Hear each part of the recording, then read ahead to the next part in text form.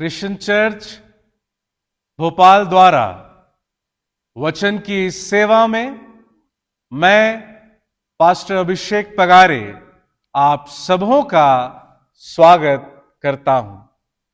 परमेश्वर के वचन को पढ़ने में हमारी सहायता कलीसिया के जवान भाई आशीष जैकब करेंगे। रूहानी चिंतन के लिए बाइबल में से मैं पढ़ूंगा लूका की इंजील 7वां अध्याय 39 से 40वां पद। यह देखकर वह फरीसी जिसने उसे बुलाया था अपने मन में सोचने लगा, यदि यह भविष्यवक्ता होता तो जान जाता कि यह जो उसे छू रही है वह कौन और कैसी स्त्री है, क्योंकि वह तो पापिनी है। यीशु ने उसके उत्तर में कहा, हे शिमोन, मुझे तुझसे कुछ कहना है। वह बोला, हे गुरु, कह। आमीन। आइए स्वर्गों के स्वर्ग में निवास करने वाले परमेश्वर की महिमा इस गीत के द्वारा करें।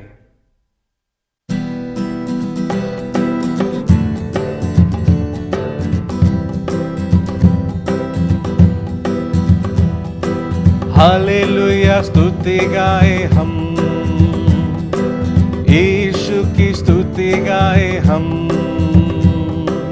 हालेलुया स्तुति गाए हम, यीशु की स्तुति गाए हम। हालेलुया हालेलुया हालेलुया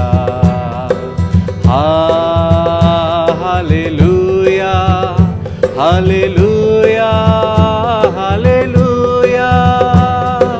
क्रूस पर बलि द्वारा अपना लहू बहाया, क्रूस पर बलि द्वारा अपना लहू बहाया। पाप को हटा कर साफ किया हमको, हमको बचा ही लिया। पाप को हटा कर साफ किया हमको, हमको बचा ही लिया। हालेलुया स्तुति गाए हम, यीशु की स्तुति गाए हम। हालेलुया स्तुति गाए हम, यीशु की स्तुति गाए हम। Hallelujah hallelujah hallelujah hallelujah hallelujah hallelujah. आइए हम अपने आप को तैयार करें और परमेश्वर का वचन प्रभु के दास आदरणीय बिशप डॉक्टर विपिन लाल जी के द्वारा सुने। जीवन में परमेश्वर विभिन्न माध्यमों से हमें हर रोज तैयार करता है ताकि हर दिन जीवन की शुरुआत प्रभु यीशु के नाम में हो और यीशु मसीह के साथ में रहकर हम प्रतिदिन के जीवन के अंदर कुछ कुछ बातें सीख सकें, जिससे कि हम अपने आध्यात्मिक जीवन में आगे बढ़ सकें। और जो वाक्यांश आपके और मेरे लिए पढ़ा गया, जहां पर प्रभु यीशु मसीह कहता है, हे शमौन, मुझे तुझसे कुछ कहना है। यदि आज के दिन में प्रभु यीशु मसीह को विपिन लाल के बारे में कहना है तो प्रभु यीशु मसीह क्या कहेगा? लेकिन ये जो वाक्यांश यहां लिखा हुआ है, एक व्यक्ति है, फरीसी है, और उसने प्रभु यीशु मसीह को अपने घर में भोजन करने का निमंत्रण दिया। और यीशु मसीह का सरल हृदय, यीशु मसीह का प्यार, यीशु मसीह की सहनशीलता और यीशु मसीह अपने मिशन में किसी न किसी रूप में आगे बढ़ना चाहता है। और आओ उस फरीसी के निमंत्रण को स्वीकार करते हुए यीशु मसीह फरीसी के घर में भोजन करने के लिए बैठा हुआ है। और आगे चलकर लिखा हुआ है कि एक स्त्री यीशु मसीह के पास में आई और यीशु मसीह के पांव में गिरकर यीशु मसीह को छूने लगी। यह प्यारी सी घटना है, लेकिन आज की परिस्थिति में जब हम इसे पढ़ते हैं, आज के संदर्भ में जब हम इस पर हम विचार करते हैं, तो यहां लिखा हुआ है कि वो शमौन ने उसे प्रभु यीशु मसीह को अपने घर में भोजन करने का निमंत्रण दिया। और हो सकता है कि बहुत अच्छा स्वादिष्ट भोजन भी यीशु मसीह के लिए बनाया, जहां तक उससे बन सकता था उसने सब कुछ किया है। लेकिन जैसे ही वो स्त्री यीशु मसीह के पास में आती है और शमौन उस स्त्री को यीशु मसीह के पास में खड़े होते देखता है, उसी समय शमौन के अंदर के मन में विचार करने लगा। और कलाम में लिखा है, यदि ये भविष्यवक्ता होता। मेरे जिस मित्रों, शमौन किस रूप में यीशु मसीह को अपने घर में भोजन करने का निमंत्रण दिया? हो सकता है उस जमाने में जब प्रभु यीशु मसीह बड़ा युवावस्था के अंदर है और उस समय में प्रभु यीशु मसीह के कई चमत्कार उस स्थानों में, उन क्षेत्रों में किए जा रहे हैं। हो सकता है यीशु मसीह की जो गणना है धीरे धीरे नबियों में होने लगी है। हो सकता है यीशु मसीह धीरे धीरे लोगों के बीच में बड़ा प्रचलित होने लगा है और धीरे धीरे लोग जुड़ने लगे हैं।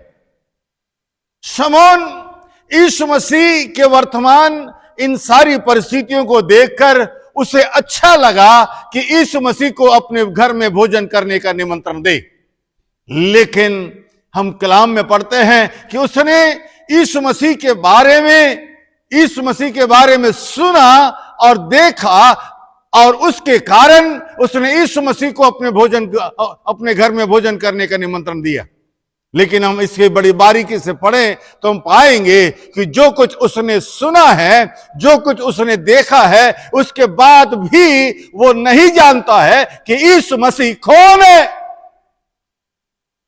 कितनी अजीब बात कि यीशु मसीह के पास होने के बाद भी यीशु मसीह को नहीं जानना। कितनी ताज्जुब वाली बात है कि यीशु मसीह का सम्मान करने के बाद भी यीशु मसीह को नहीं जानना कि यीशु मसीह कौन है। कितनी बड़ी अचरज वाली बात है कि यीशु मसीह की सेवा करने के बाद भी यीशु मसीह को नहीं जानना। यह जीवन की सबसे बड़ी विडंबना है।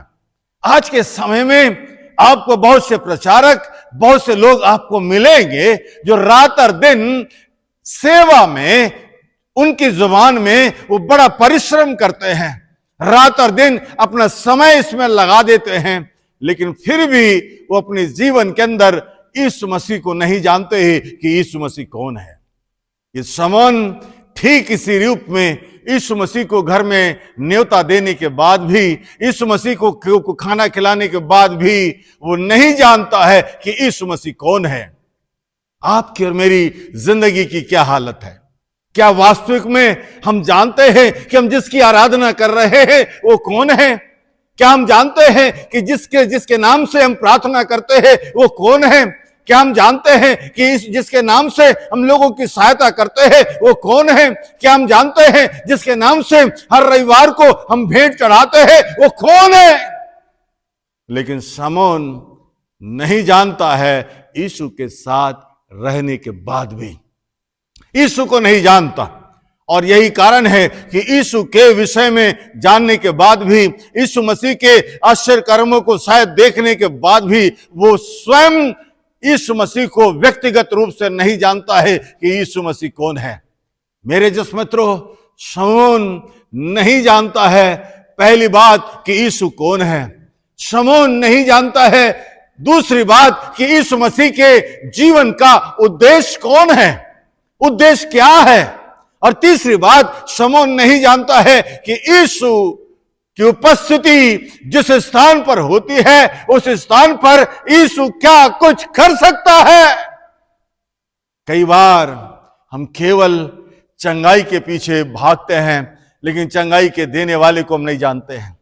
कई बार हम रोटियों के पीछे भागते हैं, लेकिन रोटियों के बनाने वाले परमेश्वर को हम नहीं जान पाते हैं।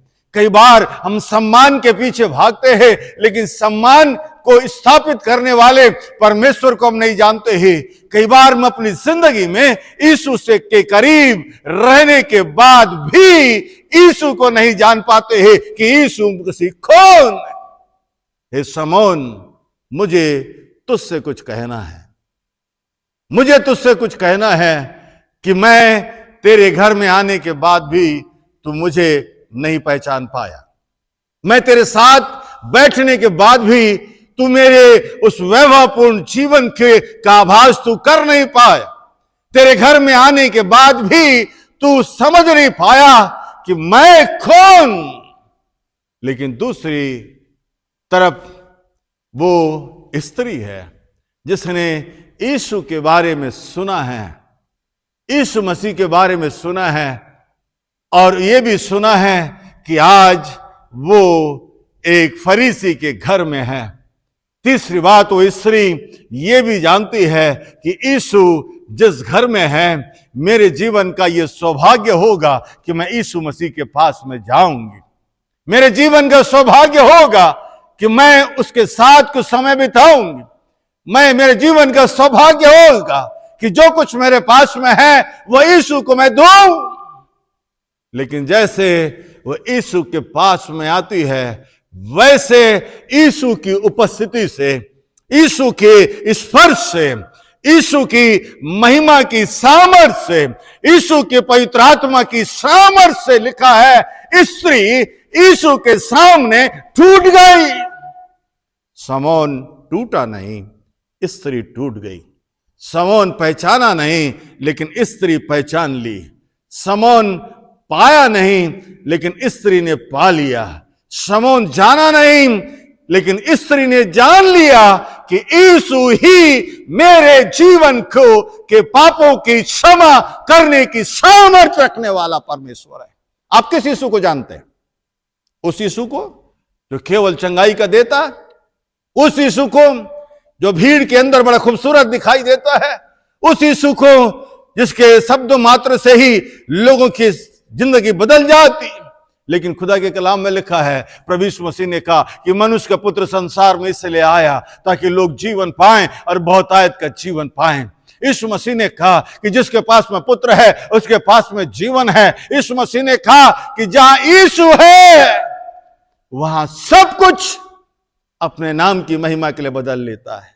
कमरा एक ही है, व्यक्ति दो है।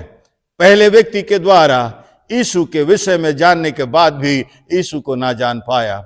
उसी कमरे के अंदर दूसरी स्त्री वो है जो यीशु के बारे में सुनने के बाद उसने जान लिया कि यीशु ही मेरे जीवन के को छुटकारा देने वाला परमेश्वर है। आप और मैं कहाँ है?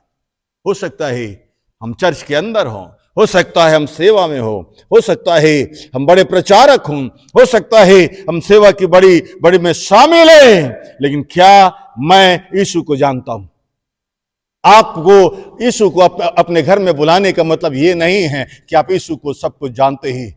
अपने घर में न्योता देने का मतलब ये नहीं है यीशु को आप यीशु को सब कुछ जानते ही। मरियम और मगदलिनी दोनों एक ही घर में है, एक ही घर में रहने के बाद भी मगदलिनी मरियम यीशु को जिस रूप में जानी, मार्था उसी घर में रहते हुए भी यीशु को उस रूप में नहीं जान पाई कि पुनरुत्थान और जीवन केवल यीशु है। हालेलुया। कलाम में लिखा, हे शमौन, मुझे तुझसे कुछ कहना है। आज के दिन में जब विपिन लाल के बारे में प्रभु कहे तो क्या प्रभु कहेगा? हे विपिन, तूने मुझे जान लिया कि मैं कौन हूं। आज के दिन में यदि आपका नाम लेकर प्रभु आपसे कहे कि मुझे तुझसे कहना है, तू सब कुछ करने के बाद भी आज तक मुझे नहीं जान पाया। परमेश्वर अनुग्रह करे कि जब यीशु हमारे बारे में बोले तो वो बात बोले जो हमारे लिए आनंद और आशीष का कारण बने।